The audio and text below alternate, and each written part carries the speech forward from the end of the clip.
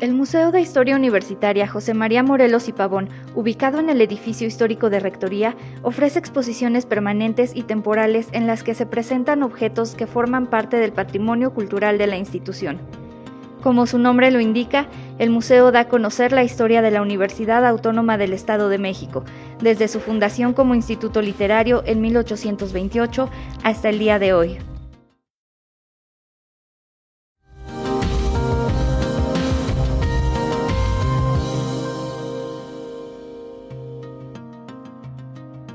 La colmena es un emblema universitario que forma parte de nuestro escudo. Representa el esfuerzo, la unión y el trabajo de los universitarios. Cada una de sus celdas muestra un acontecimiento o un personaje relevante en la historia institucional.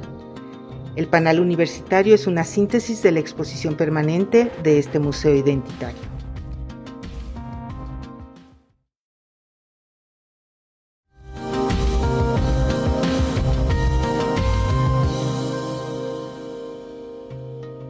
El Estado de México se creó en 1824 y su primera capital fue la Ciudad de México. Con el surgimiento del Distrito Federal, la entidad fija su nueva capital en Texcoco durante los primeros meses de 1827. Ese mismo año se muda a Tlalpan. En ese entonces, el territorio de la entidad incluía los actuales estados de Morelos, Hidalgo y Guerrero. El origen del Instituto Literario se encuentra sustentado en el artículo 228 de la Constitución Local de 1827. En él se establece la obligación de formar a los jóvenes para hacerse cargo de los asuntos públicos. Es importante mencionar que, desde sus comienzos, en el instituto se estableció un sistema de becas para apoyar a los jóvenes que deseaban adquirir una educación formal. Fue así que el 3 de marzo de 1828 se decretó su creación, fijando como lugar de residencia la llamada Casa de las Piedras Milleras, ubicada en la capital del estado, que en esa época era San Agustín de las Cuevas, hoy Tlalpan. Sus fundadores fueron Lorenzo de Zavala, gobernador, y José María Luis Mora, líder del Congreso local.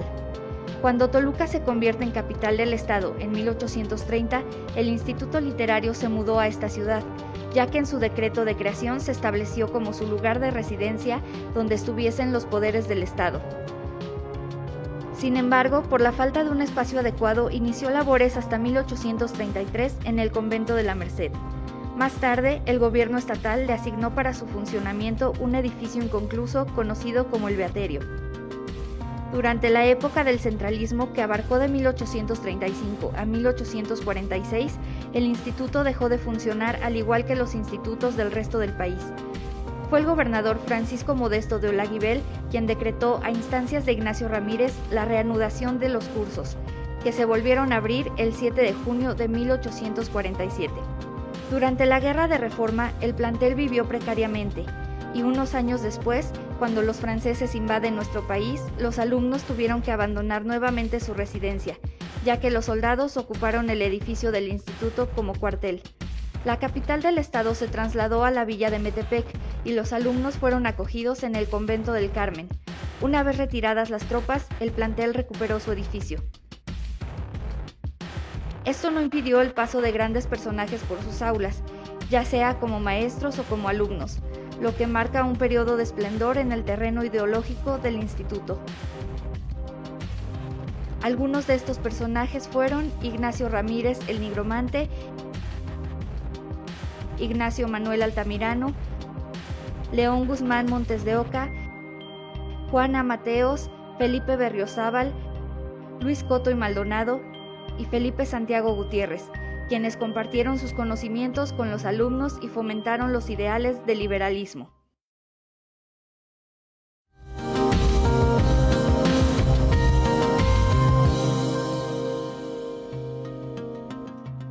En 1851 se incorporó al plan de estudios el taller de litografía y tipografía. El primer profesor fue Manuel Jiménez y lo sustituyó el impresor de gran prestigio en Toluca, Pedro Martínez.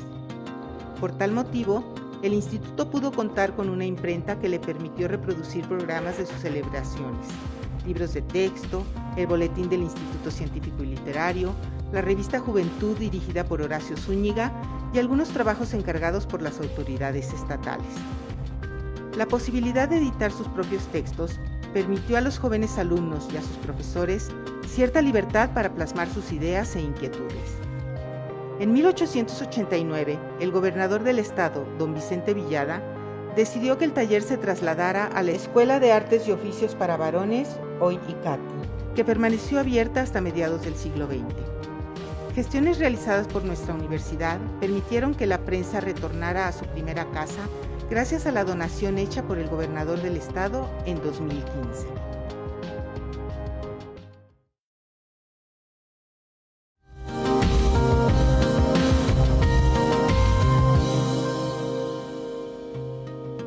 Durante el último tercio del siglo XIX, el Instituto Literario del Estado de México adopta, por instrucciones del gobierno federal, el nuevo Plan de Estudios de la Escuela Nacional Preparatoria, el cual estaba basado en la corriente positivista, que daba preferencia a las ciencias, el cálculo, la observación y la experimentación, eliminando de sus programas de estudio todas las materias relacionadas con la religión. Este cambio dio lugar a que se añadiera el término científico a la denominación del instituto. Fue entonces que a instancias de varios maestros se crea el primer estandarte de la institución, el cual fue presentado a la comunidad en 1887 por el gobernador del estado, don José Zubieta, en una ceremonia en la que el director del instituto, ingeniero Joaquín Ramos, dio una breve descripción del mismo. Sobre un campo verde, que significa la esperanza, aparece una corona formada con ramos de oliva y encino como símbolo de la patria. En la parte superior, una estrella representa la ciencia y, finalmente, en el centro del emblema, bordada en hilo dorado, se distingue una colmena, que figura la laboriosa comunidad de las abejas, expresión del trabajo. Dando origen al lema que hoy nos distingue y da identidad: patria, ciencia y trabajo. Grandes cambios comenzaron a ocurrir, no solo en el aspecto académico, sino también en infraestructura. En los últimos años del siglo XIX, el gobernador José Vicente Villada ordenó la remodelación del edificio y dispuso la construcción de la actual fachada. El arquitecto José Luis Collazo proyectó lo que hoy es el edificio central de Rectoría. El ingeniero a cargo de las obras fue don Anselmo Camacho, profesor y en su momento director del instituto. La fachada principal fue inaugurada en 1900, año en que se coloca la primera piedra del Salón de Actos, hoy Aula Magna, mismo que fue inaugurado 5 años después. También se crearon los gabinetes de física, química e historia natural, así como el meteorológico. Todos ellos son antecedentes de los actuales espacios museísticos de nuestra universidad. Maestros de gran calidad académica y moral formaron parte del claustro académico. Silvano Enríquez, profesor de química; Manuel María Villada Peinberg, prestigiado naturalista; Felipe N. Villarelo Valdés, catedrático de español y raíces griegas y latinas; Juan B. Garza, amante de las letras; Agustín González Plata, gran pedagogo; y Flor de María Reyes de Molina, maestra de inglés. Cabe mencionar que ella fue la primera mujer en dar clases en el instituto. Muchos de ellos tuvieron a su cargo en su momento la dirección del plantel. Corresponde también a esta época la migración de la escuela normal para profesores y de la primaria anexa a sus propios edificios, ya que el instituto los albergó en sus instalaciones durante varios años.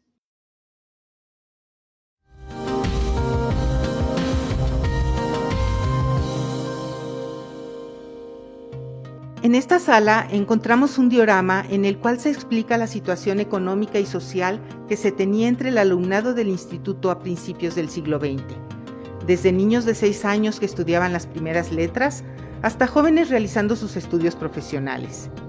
Niños y jóvenes, porque solo se admitían alumnos hombres, de condiciones económicas distintas, pero con el valor arraigado de la igualdad. El centenario del instituto, ocurrido el 3 de marzo de 1928, fue celebrado con 2 importantes obras: la colocación de la primera piedra del monumento a los maestros, cuyo nombre original es Juventud y Senectud, obra del arquitecto Vicente Mendiola Quesada y del escultor Ignacio Asúnzolo, el cual se terminó de construir hasta el año de 1933 por cuestiones económicas, y el himno del instituto, con letra de Horacio Zúñiga y música de Felipe Mendoza. También tenemos el Muro de la Autonomía, la cual se consigue tras una difícil y larga lucha tanto de alumnos como de profesores, entre los que se encuentran Ladislao S. Vadillo, Carlos Mercado Tobar, Josué Mirlo, Horacio Zúñiga, José Yurrieta y que se extiende por casi 10 años, de 1934 a 1943, cuando el 31 de diciembre es firmado el decreto de autonomía por el entonces gobernador del estado, Isidro Fabela, y que entró en vigor el 15 de enero de 1944. De esta manera se inicia una nueva etapa, el Instituto Científico y Literario Autónomo del Estado de México. Esta sala nos muestra algunos de los alumnos distinguidos de esta época, como Gilberto Owen, Vicente Mendiola, Maximiliano Ruiz Castañeda, Pastor Velázquez, entre otros. Destaca una foto, la de Remedios Albertina Ezeta Uribe, al ser la única imagen femenina en esa colección, pues fue la primera mujer en ingresar, en 1922, al instituto como alumna. Ella, posteriormente, se traslada a estudiar a la Ciudad de México e ingresa a la Universidad Nacional Autónoma de México a la licenciatura en Leyes. Años después, se convierte en la primera juez municipal de Toluca, la primera notaria de la ciudad de Toluca, en una de las 5 primeras diputadas a nivel federal. Se dice que ella trajo las ideas de autonomía a la ciudad a través de su hermano Gabriel. Uno de los alumnos más destacados y queridos por la comunidad institutense y universitaria fue Adolfo López Mateos, quien fue alumno, profesor y director del instituto.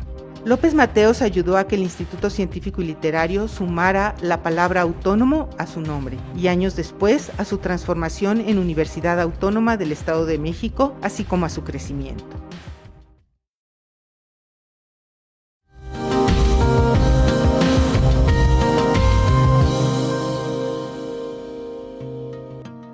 La transformación de ICLA a UAM el 21 de marzo de 1956 fue apoyada por el gobernador Salvador Sánchez Colín. Esta se pudo concretar gracias al nacimiento de la Escuela de Medicina en 1955, que junto con jurisprudencia, pedagogía, comercio y enfermería completaban los requisitos para que este importante cambio ocurriera. La creación del coro universitario, así como de importantes grupos artísticos, también es mostrada en este espacio. En esta sala se rememora al maestro Juan Josafat Pichardo Cruz, quien fuera el último director del instituto y primer rector de la universidad, y en cuyo rectorado comenzó el crecimiento patrimonial de la institución. Se muestran imágenes de algunos de los personajes que han llegado a ocupar el cargo de rector, desde Josafat Pichardo, los doctores Olivera, Hernández y Ortiz, hasta el químico Jesús Barrera, y a través de fotografías se puede observar el crecimiento y los logros de cada rectorado a lo largo y ancho del estado. La donación de los terrenos y la construcción de las primeras escuelas en el Campus Colón y Ciudad Universitaria. Texcoco y Amecameca se convierten en los primeros municipios fuera de Toluca en donde se fundó una preparatoria. La construcción de la Escuela de Agronomía en el Cerrillo Piedras Blancas. Datos de cada uno como rector y como persona, sus logros y vivencias. También se les rinde homenaje a aquellos docentes que han sido distinguidos como profesores decanos, por su permanencia ininterrumpida en el ejercicio de la docencia. El primero en ostentar este título honorífico fue Servando Mier, en 1917, seguido de Carlos A. Vélez, Marcelino Suárez, Enrique González Vargas, José Yurrieta Valdés, primero en recibir su nombramiento de manera oficial, y la actual decana, Estela Ortiz Romo, primera mujer que posee este título en nuestra universidad.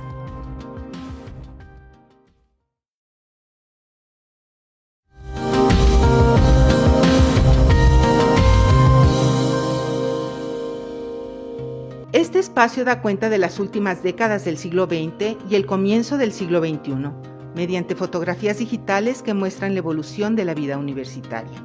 Desde el rector Huitrón, pasando por Carlos Mercado Tobar, Agustín Gascapliego, Tomás Ruiz Pérez, Jorge Guadarrama López, Efrén Rojas Dávila, Marco Antonio Morales, Uriel Galicia, seguidos de Rafael López Castañares, José Martínez Vilchis, Eduardo Gascapliego, Jorge Olvera García, hasta nuestro actual rector, Alfredo Barrera Vaca. Se muestra el crecimiento de la máxima casa de estudios estatal con el surgimiento de diferentes unidades académicas, algunas de ellas ya convertidas en centros universitarios, establecidas en diferentes municipios del estado, el nacimiento de nuevas licenciaturas, maestrías y doctorados, centros de investigación y aumento de profesores e investigadores, lo que ha llevado a nuestra institución a ocupar los primeros lugares dentro de las universidades públicas del país y a ser reconocida a nivel latinoamericano. El deporte con Potros Salvajes de fútbol americano, un ascenso a Primera División A en soccer, varias universidades llevadas a cabo con éxito en instalaciones guaemitas, participantes y campeones olímpicos salidos de estudiantes y deportistas universitarios mexiquenses. La Orquesta Sinfónica Juvenil, los grupos de teatro, las diferentes casas de cultura, la difusión de las artes y de la cultura mediante cursos impartidos en diferentes sedes, la producción de libros y la participación universitaria en la FILEM. La identidad universitaria a través de sus símbolos, de su comunidad, de sus logros, de su historia, de su fraternidad institutense. Cambia el contexto político, se modifican las realidades y las problemáticas. Ingresan nuevos estudiantes y egresan las generaciones, pero el permanente espíritu de transformación y superación se mantiene inalterable y creciente.